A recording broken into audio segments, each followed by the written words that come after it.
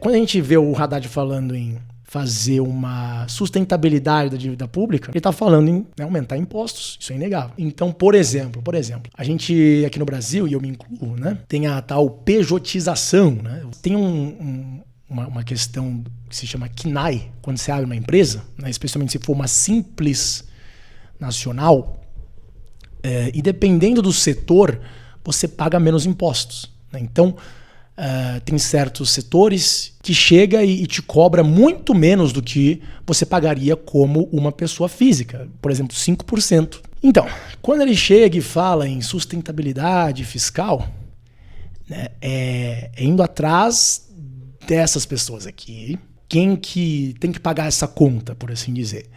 São os bilionários? Não. Porque os bilionários eles já colocaram muito dinheiro lá fora. O que tem aqui no Brasil, eles têm contadores o suficiente para lidar com a situação, eles vão conseguir, assim dizendo, fugir de certos impostos, como acontece com a Globo aí há décadas, né? Os bilionários, eles não vão ter que pagar a conta, eles nunca vão fazer isso, mesmo se você criar aí um imposto sobre patrimônios, nem nada disso. Os milionários, de novo, depende do milionário. Os milionários, eles são bem diversos, né? Alguns que ganharam nessa geração, outros que herdaram, alguns que já colocaram dinheiro em Miami, especialmente Miami, né? A elite brasileira adora esse lugar. Não estou recomendando, porque Miami, na verdade, não aconselharia ninguém a colocar dinheiro lá, investir lá, porque tem lugares onde você paga muito menos imposto.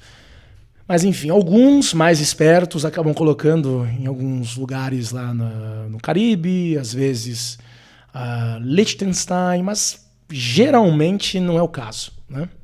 Então, acabam aí lidando com a maior parte do patrimônio aqui no Brasil, certo? Esses aqui, meus colegas, tá? Eles realmente serão aí o grande alvo. Tanto aqueles que acabaram de chegar no 1 milhão, quanto especialmente aqueles que já ultrapassaram, vamos falar aí, os 50, né? Assim, vai ser principalmente esse grupo, que, diga-se de passagem, compõe a demografia de muitos agricultores, né? Muitos agricultores que são milionários nesse sentido, né? De ter mais de 50 milhões. Vai ser o foco principal, certo? O foco principal. O que não é bom. Não é bom. Por quê? Porque por mais que cheguem e digam são rentistas e tal, tá? Não me venha com essa questão ideológica, vamos aí analisar os números. Até tem aí uma parcela da elite brasileira que se acomoda com os juros que recebem, às vezes, de tesouro direto, essas coisas, mas é inegável que a maior parte do que atualmente pode ser investido viria dessas pessoas aqui, desse grupo, né? Inclusive, diga-se de passagem, né, uma oportunidade gigantesca para qualquer governo seria articular bem com essas pessoas, né? Lula parece querer fazer algo do tipo, mas a gente já vai ver que não é bem assim o caso. Porque o capital viria de pessoas que são brasileiras, né? Mesmo aquelas que estão em Miami, são brasileiros, né? Geralmente o comprometimento é muito maior do que um investidor estrangeiro, seja ele chinês, americano, enfim, não importa. Mas não interessa, né? Porque são essas pessoas que têm aí a carteira para pagar a conta. Quem mais? Vamos falar classe média alta, o sujeito que tem um alto salário, tem um alto salário, ele tem aí um salário que é maior que, vamos supor aí, uns 15 mil por mês, é difícil falar, depende do lugar onde ele mora, né? Uns 15, 25, 30 mil por mês, né? Vamos falar dessas pessoas, né? Que recebem salários altos. É importante destacar essa parte, salários, certo? Mesma coisa, no caso, PJs, né? Vamos fazer de tudo para parar isso, muito provavelmente. Porque caso contrário, a conta não fecha. O que você pode levar em consideração? De novo, isso aqui não é uma recomendação, tá? Mas, especialmente se você faz parte do primeiro aqui de milionários, certo? É algo a considerar já agora, né? Talvez levar para outros lugares do mundo o que você tem aqui, tá? De novo, seja mais criativo do que a Miami, né? Você pode olhar aí diversos países com impostos menores que os Estados Unidos, tá? A complexidade, a carga tributária nos Estados Unidos está aumentando a cada ano e a tendência é só piorar. Até tem alguns estados que são mais amigáveis, né? Tipicamente você que faz uma empresa lá, você vai fazer em Delaware para lidar com essa questão de forma bem melhor, além das questões legais, que é mais fácil você ir num tribunal, enfim. Mas em termos gerais, olha, tem países bem mais amigáveis lá em alguns lugares no Caribe, alguns países europeus pequenininhos, tá?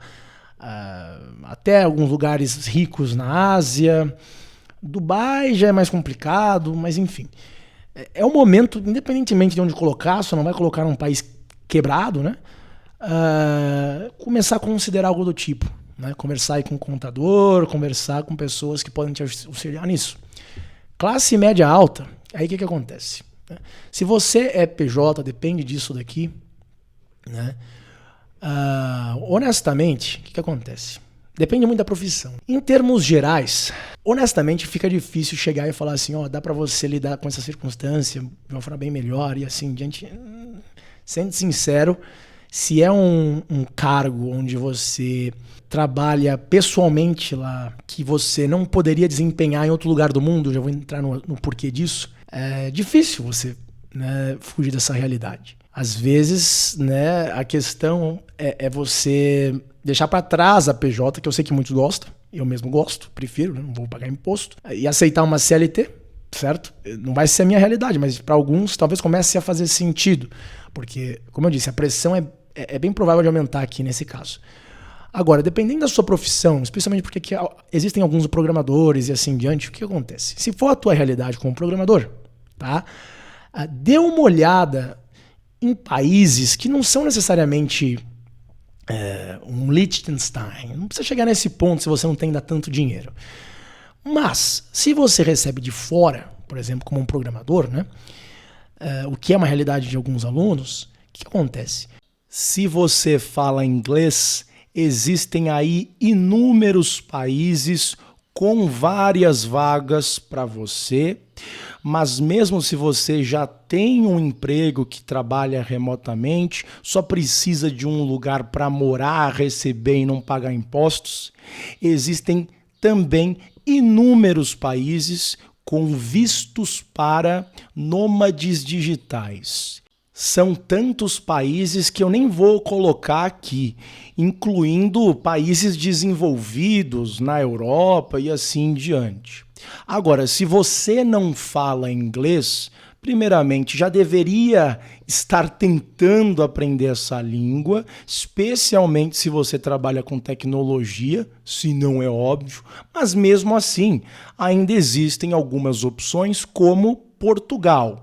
Olha, se você fala inglês, eu teria inúmeras outras sugestões. Eu tenho um colega muito próximo que mora em Portugal, é programador, e ele me diz que exatamente por conta dessa vinda de muitos brasileiros, a situação não está muito bacana assim. Inclusive, vários brasileiros, especialmente aqueles que são desqualificados, acabam voltando para o Brasil. Mas, se você é um sujeito que, no mínimo, consegue escrever algumas linhas de código, que já teve ali um histórico profissional, pode ser aí uma solução temporária até você aprender inglês. Se você não quer sair da América Latina, sei lá por quê, eu quero ficar próximo aí aos meus pais, à minha família. Bom, existem também soluções. Na verdade, soluções que poucos encontram, mas que são bem óbvias. Veja bem, você pode olhar para o Uruguai, tá? Procure um pouquinho sobre a questão fiscal no Uruguai, para brasileiros, né? Sobre a questão de criar uma conta bancária e assim em diante. Dependendo do que você faz, o próprio Paraguai, mas de novo, você tem que tomar cuidado com o banco, você tem que analisar, fazer todo esse due diligence com muita cautela. Você não precisa ir tão longe, tá? Às vezes você pode ir, voltar, tomar um pouquinho de cuidado com a residência fiscal e não ficar tão longe assim das pessoas que você ama. Agora, vamos supor que, por alguma razão, talvez você esteja assistindo a esse vídeo depois de vários meses, anos, a situação mudou drasticamente e você está com dificuldade de pegar o seu dinheiro, colocar num outro país, receber de fora. Bom, aí a gente pode pensar em algumas soluções. A mais óbvia é, eu não gosto de usar como uma recomendação, mas algumas criptomoedas, tá, podem te ajudar temporariamente. O que eu quero falar com isso? Podem te ajudar a levar dinheiro do Brasil para X, tudo bem? Não recomendo ficar mantendo tudo em criptomoedas. Em suma, tá? Com base no que vem acontecendo lá nos Estados Unidos, o Federal Reserve e assim em diante, olha, você pode usar certas soluções, tá, para ajudar temporariamente nesse sentido. Você vai falar, mas como que eu vou usar o dinheiro e tal? De novo, eu tenho problemas com isso. Eu tenho meus problemas, mas tem um site, Crypto.com, tava até na Copa do Mundo, certo?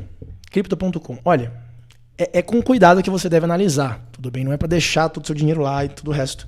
Mas para fazer transações, certo? Existem hoje em dia certas soluções que você pode deixar uma certa quantia de criptomoedas e usar como cartão de débito, crédito, enfim, tá aqui um exemplo, tá? Um exemplo.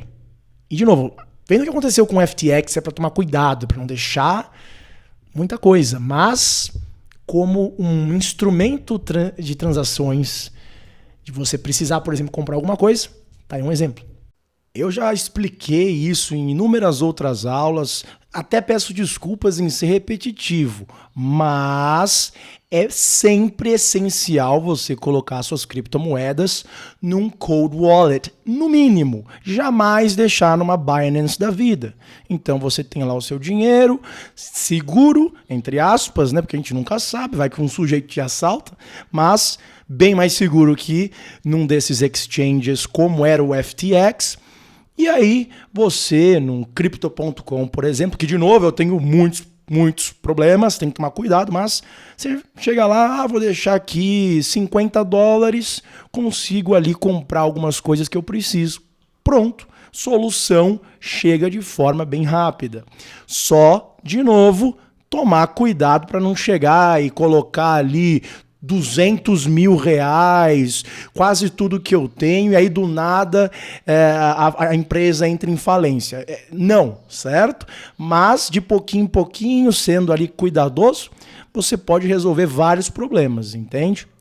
Por final, eu vou falar sobre os empresários, realmente os mais afetados. Só que eu vou soltar uma aula só sobre eles, porque são obviamente os que mais vão pagar impostos. Não dá para chegar e falar assim em 5 minutos, coisa do tipo. É sim uma enorme preocupação para vocês, que assim como eu tenho uma empresa no Brasil, mas dependendo do setor, meus caros, ainda dá para a gente usar uma grande criatividade e dar uma risada no final de toda essa situação. Mas isso a gente faz numa aula de talvez 2 horas, tomando muito cuidado com cada setor.